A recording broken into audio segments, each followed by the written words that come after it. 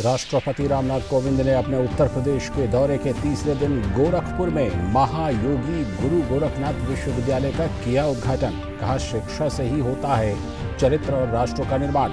इससे पहले राष्ट्रपति ने गोरखपुर में ही रखी थी महायोगी गुरु गोरखनाथ आयुष विश्वविद्यालय की आधारशिला। जन धन योजना के 7 साल पूरे होने पर प्रधानमंत्री नरेंद्र मोदी ने योजना को सफल बनाने वालों के प्रयासों की सराहना की। ट्वीट कर कहा, योजना से आर्थिक समावेश हुआ सुनिश्चित, असंख्य भारतीयों का हुआ सशक्तिकरण, बढ़ी पारदर्शिता।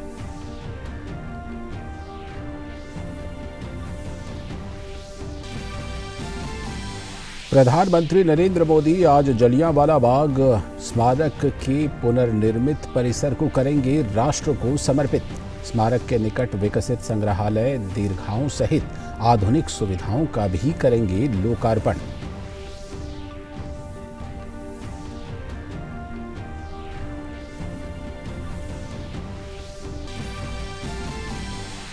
केंद्रीय गृह मंत्रालय ने राज्यों और केंद्र शासित प्रदेशों को कोरोना प्रोटोकॉल का सख्ती से पालन करवाने के लिए दिए निर्देश। गृह सचिव ने पत्र लिखकर कहा, त्योहारों के दौरान भीड़ से बचने के लिए राज्य उठाएं प्रभावी कदम। आदेश 30 सितंबर तक रहेगा प्रभावी। भारतीय तटरक्षक बल के बेड़े में पोत विग्रह को किया गया शामिल। रक्षा मंत्री राजनाथ सिंह ने इस समारोह में लिया हिस्सा। कहा, पोत की कमीशनिंग से आत्मनिर्भरता बढ़ने के साथ ही तटीय सुरक्षा हुई और अधिक मजबूत।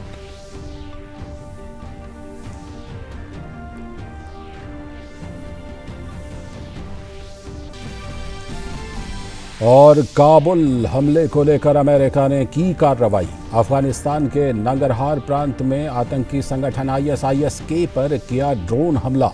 यूएस के हमले में ISIS-K के साजिशकर्ता को मार गिराने का दावा।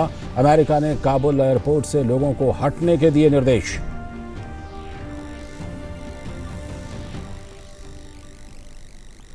नमस्कार, हिंदी समाचारों के इस बुलेटिन में आप सभी का स्वागत है। आप देख रहे हैं DD न्यूज। मैं हूं लाल चंद्र सिंह। देखते हैं खबरों को विस्तार से। राष्ट्रपति रामनाथ कोविंद ने आज गोरखपुर में महायोगी गुरु गोरखनाथ विश्वविद्यालय का उद्घाटन किया। इस दौरान उनके साथ राज्य के मुख्यमंत्री योगी आदित्यनाथ और राज्यपाल आनंदीबेन पटेल भी मौजूद रहीं। इस अवसर पर राष्ट्रपति ने कहा कि शिक्षा से ही चरित्र का निर्माण होता है।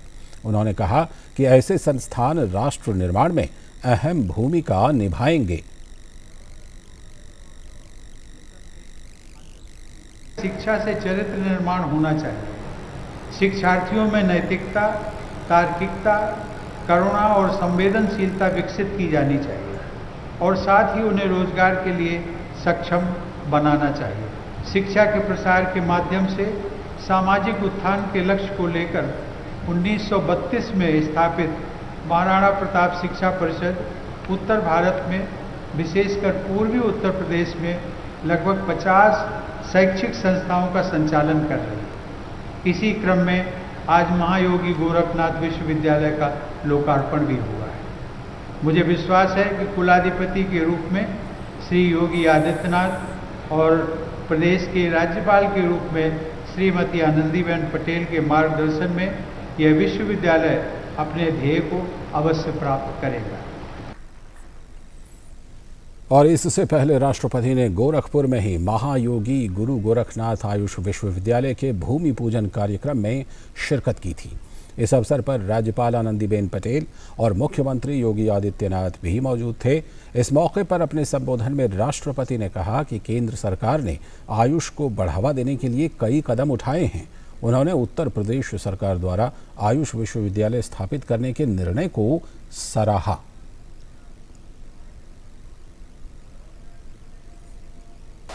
भारत सरकार ने आयुर्वेद, योग एवं प्राकृतिक चिकित्सा, यूनानी, सिद्ध और होम्योपैथिक चिकित्सा पद्धतियों, जिन्हें सामूहिक रूप से आयुष के नाम से जाना जाता है, के विकास के लिए निरंतर प्रयास किए।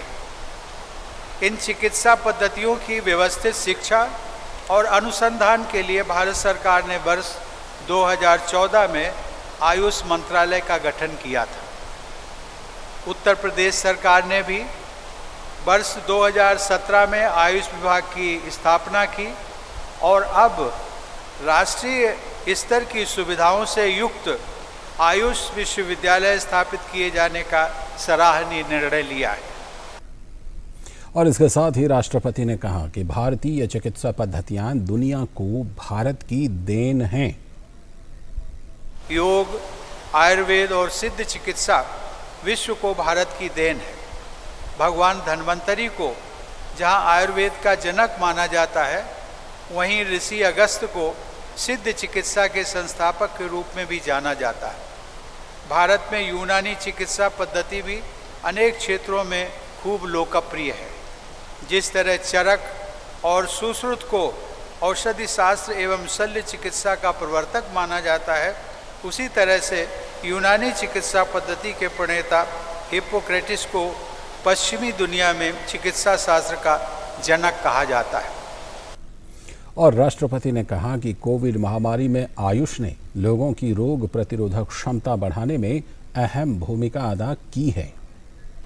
हमारे खेतों में, हमारी रसोई में और हमारे वन क्षेत्र में औषधीय वनस्पतियों, स्वास्थ्य रक्षक मसालों और जड़ी बूटियों का खजाना मौजूद है। इनके बारे में जानकारी होने से सामान्य रोगों का उपचार कम खर्च में हो सकता है और जीवन सुगम हो जाता है।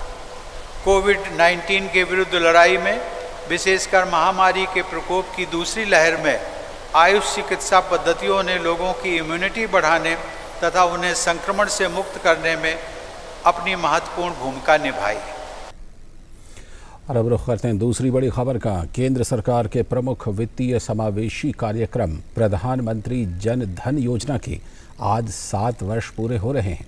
प्रधानमंत्री नरेंद्र मोदी ने देश में सभी तक बैंकिंग सुविधाओं की पहुंच प्रदान करने के उद्देश्य से 28 अगस्त 2014 को इस योजना का शुभारंभ किया था।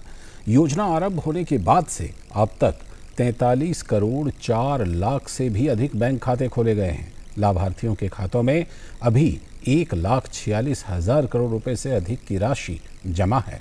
प्रधानमंत्री जनधन योजना के 8 करोड़ से भी अधिक खाता धारकों को सरकार से विभिन्न योजनाओं के तहत प्रत्यक्ष लाभ अंतरण यानी डीबीटी भी मिल रहा है। और प्रधानमंत्री नरेंद्र मोदी आज शाम वीडियो कॉन्फ्रेंस के जरिए अमृतसर में पुनर्निर्मित जलियांवाला बाग स्मारक परिसर राष्ट्र को समर्पित करेंगे। प्रधानमंत्री स्मारक के निकट विकसित संग्रहालय दीर्घाओं का उद्घाटन भी करेंगे। इस आयोजन के दौरान समूचे परिसर को उन्नत करने के लिए सरकार द्वारा की गई अनगिनत विकास पहलों को भी दर्शाया जाएगा।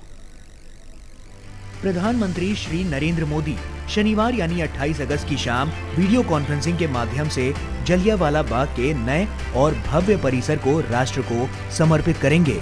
लंबे समय से बेकार पड़ी और कम उपयोग वाली इमारतों का दोबारा अनुकूल इस्तेमाल सुनिश्चित करते हुए 4 संग्रहालय दीर्घाएं निर्मित की गई हैं।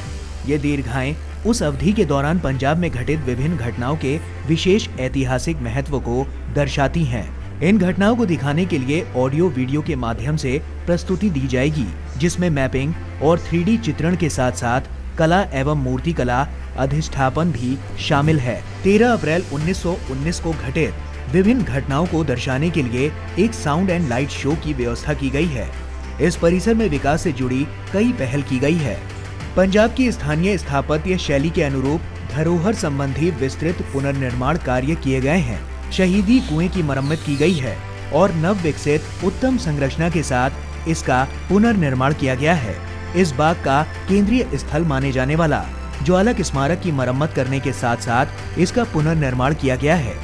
यहाँ स्थित तालाब को एक लिली तालाब के रूप में फिर से विकसित किया गया है और लोगों को आने जाने में सुविधा के लिए यहाँ स्थित मार्गों को चौड़ा किया गया है। इसमें अनेक नई और आधुनिक सुविधाओं को जोड़ा गया है, जिनमें लोगों की आवाजाही के लिए उपयुक्त संकेतकों से युक्त नव विकसित मार्ग, महत्वपूर्ण स्थानों को रोशन करना, देसी वृक्षारोपण के साथ बेहतर भूदृश्य एवं चट्टानों युक्त निर्माण कार्य इत्यादि पूरे बगीचे में ऑडियो नोट्स लगाना शामिल है। इसके अलावा मोक्ष स्थल, अमरजोत और ध्वज मस्तूल को समाहित करने के लिए अनेक नए क्षेत्रों का विकास किया गया है। बढ़ते हैं अगली खबर की तरफ। केंद्र सरकार आज़ादी का अमृत महोत्सव मना रही है। इसी क्रम में केंद्रीय रिजर्व पुलिस फोर्स राजस्थान के जयपुर स्थित लालवास केंद्र में हरियाली अमृत महोत्सव का आयोजन किया गया है। कार्यक्रम में सीआरपीएफ ने सघन पौधारोपण कर सांसें हो रही हैं कम, आओ पेड़ लगाएं हम का संदेश दिया। देखते हैं हमारे संवाददाता ओपी यादव की यह खास रिपोर्ट।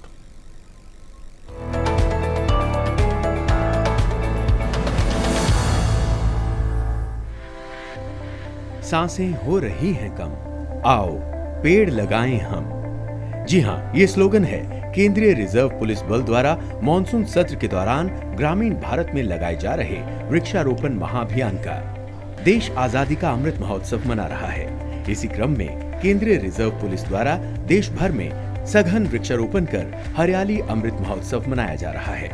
अभियान के तहत सीआरपीएफ राजस्थान सेक्टर की जयपुर स्थित 83वीं RAF लालवास द्वारा पेड़ लगाकर हरियाली को बढ़ावा देने का संदेश दिया गया।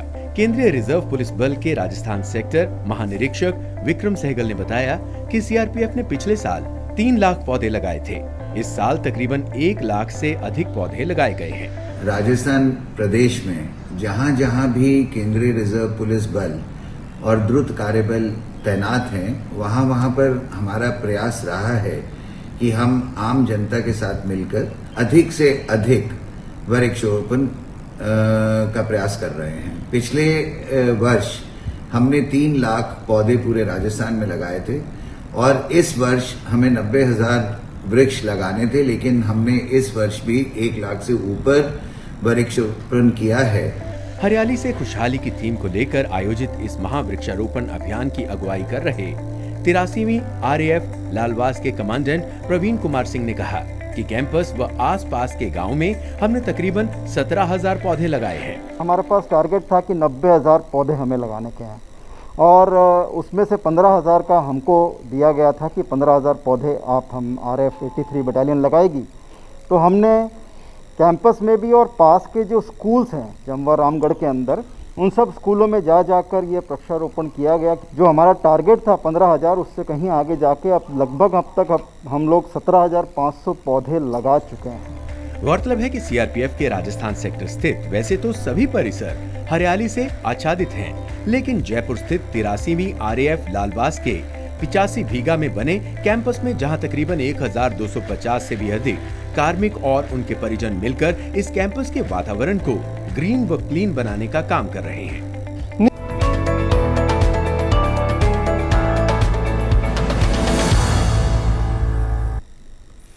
अंतर्राष्ट्रीय जगत की एक बड़ी खबर। काबुल हवाई अड्डे पर घातक आत्मघाती बम विस्फोट के बाद अमेरिकी राष्ट्रपति जो बाइडेन के जवाबी कार्रवाई के वादे पर तेजी से अमल करते हुए अमेरिकी सेना ने आज पूर्वी अफगानिस्तान में इस्लामिक स्टेट के साजिशकर्ता पर ड्रोन हमला किया। काबुल एयरपोर्ट पर हमले के 1 दिन बाद ये हमला किया गया है। अमेरिकी सेंट्रल कमांड ने कहा कि काबुल के पूर्व में स्थित नांगरहार प्रांत में ये हमले किए गए हैं।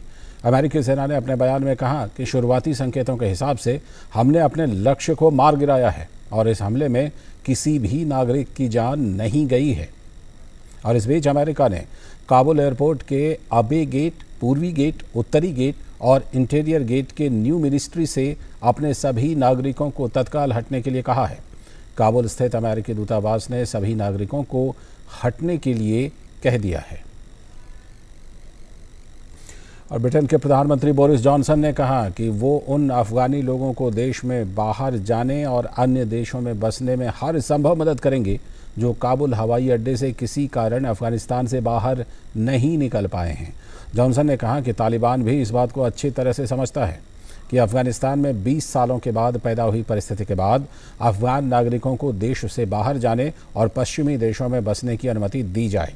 ब्रिटेन ने अभी तक काबुल हवाई अड्डे से अपने नागरिकों समेत 13,000 अफगानियों को सुरक्षित बाहर निकाला है।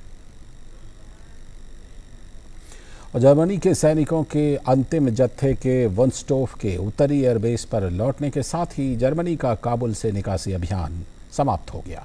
जर्मनी ने काबुल से पिछले 11 दिनों में कम से कम 45 राष्ट्रों के 5,347 लोगों को निकाला, जिनमें 4,100 से ज़्यादा अफगानी नागरिक शामिल हैं।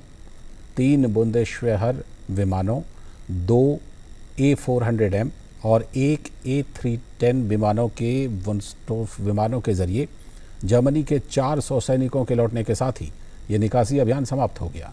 जर्मनी की सरकार ने कहा कि अफगानिस्तान में बचे हुए लोगों की निकासी के लिए वो अन्य तरीकों पर तेजी के साथ काम करेगा। और इसके साथ हिंदी समाचारों के इस बुलेटिन में फिलहाल इतना ही। नमस्कार।